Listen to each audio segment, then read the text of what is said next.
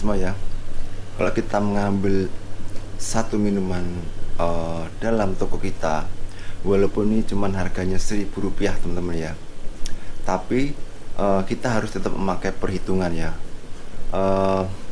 Misalnya kita potong dengan keuntungan yang kita dapat pada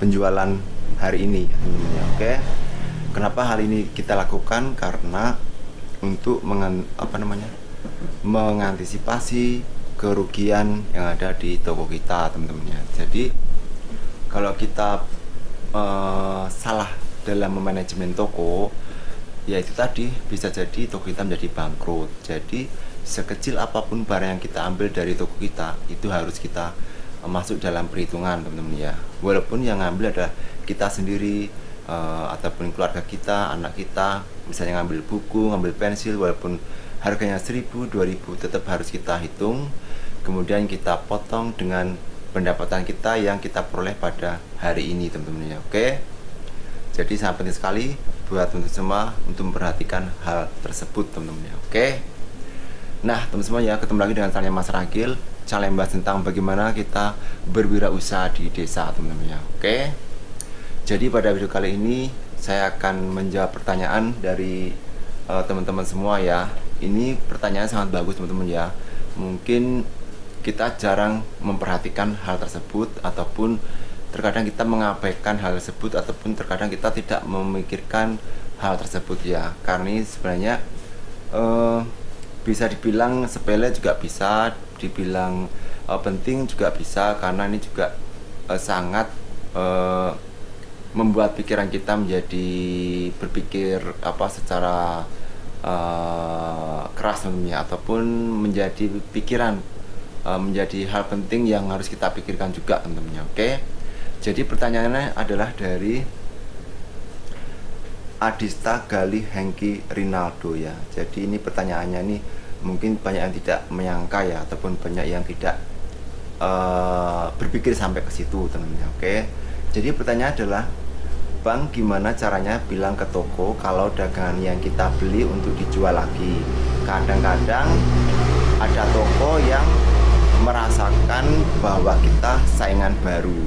Oke, nah ini mungkin jarang terlintas di pikiran kita teman-teman ya, pemikiran-pemikiran seperti ini teman-teman ya. Oke, jadi ini sangat bagus, khususnya buat kita sebagai pemula yang ingin membuka usaha fotokopi dan ATK ya.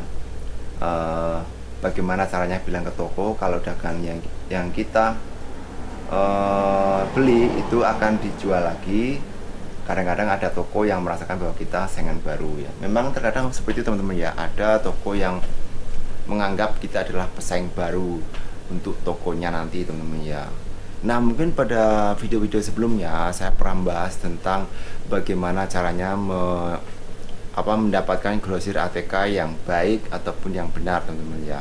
Nah, ini mungkin bisa berkaitan dengan yang dipertanyakan oleh si penanya tadi mengenai masalah grosir ATK.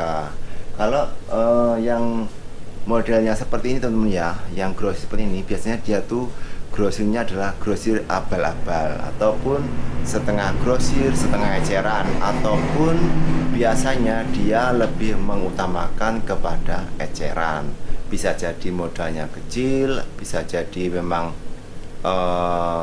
prioritas utamanya adalah memang untuk penjualan eceran. Jadi buat teman-teman semua ya, kalau mau mencari grosir itu memang yang notabene adalah benar-benar grosir yang prioritasnya adalah memang grosir ya, bukan pengecer.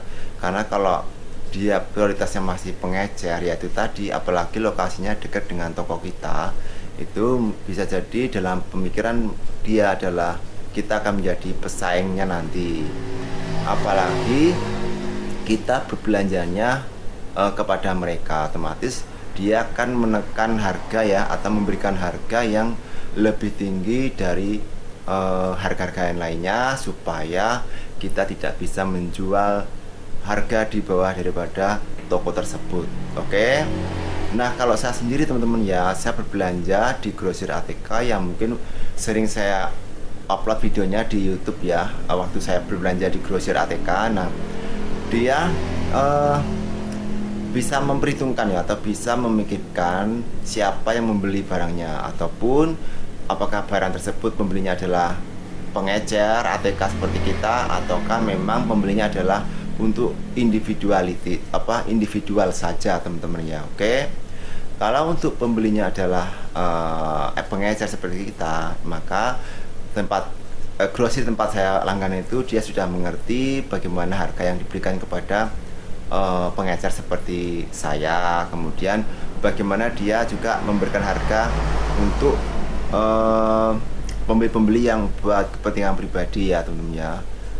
Jadi seperti itu. Kemudian juga dia tidak semuanya barang itu diecerin teman-teman ya. Jadi kalau ada yang beli cuman buku satu, ataupun kertas satu rim, ataupun kertas berapa ribu, ataupun pensil berapa, itu jarang dilayani teman-teman ya. Jadi dia memprioritaskan memang barang-barang yang pembelinya adalah pengecer ya, tetapi ini adalah dia adalah memang benar-benar grosir ATK teman-teman ya.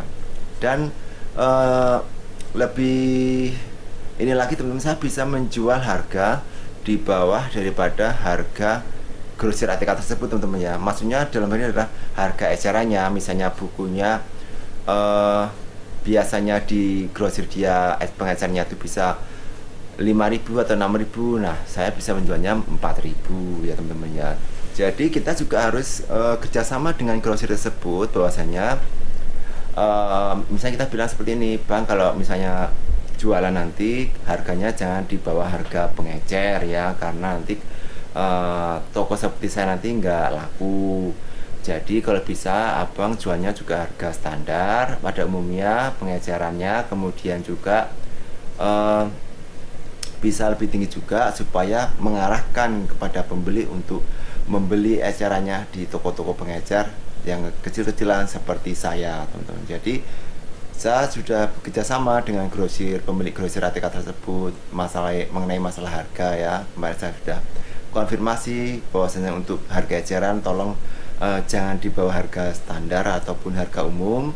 Jadi biar saya selaku pengecer juga bisa menjual barang tersebut dan memperoleh keuntungan.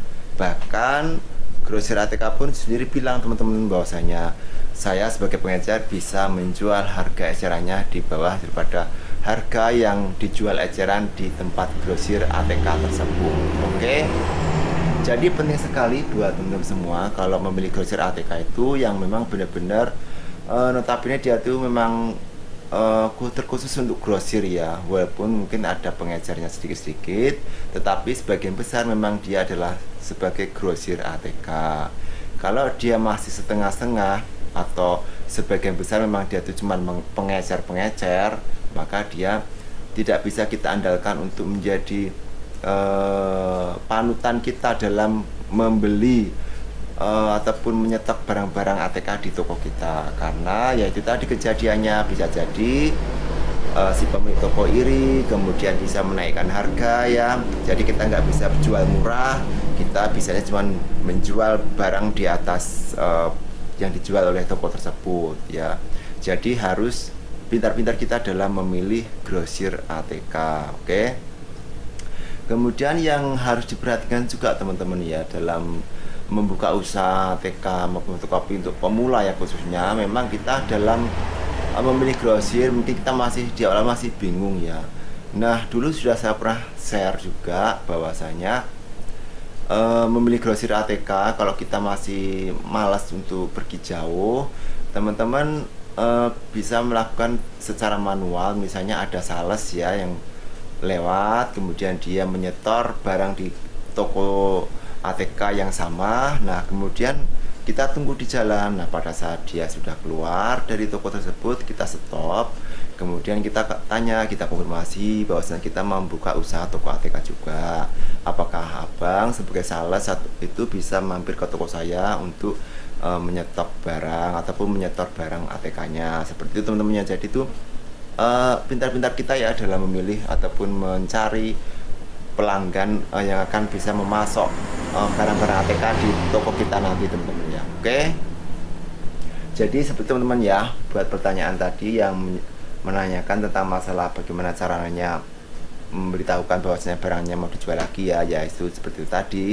Yang pertama kita harus penting adalah kita harus jangan salah memilih grosir. Kedua, kita konfirmasi dengan pemilik grosirnya mengenai masalah harganya ya. Kemudian bagaimana jarak toko dengan grosir ATK tersebut ya, maksudnya jarak toko kita dengan grosir ATK tersebut apakah jauh ataupun dekat ya. Oke, jadi mungkin seperti itu saja teman-teman ya untuk share pada video kali ini tentang pertanyaannya mengenai masalah grosir ATK tadi ya. Semoga bisa bermanfaat buat teman-teman semua, dan jangan lupa untuk selalu nonton video-video terbaru dari Mas Ragil, dan jangan lupa untuk subscribe, like, dan share. Oke, salam wirausaha.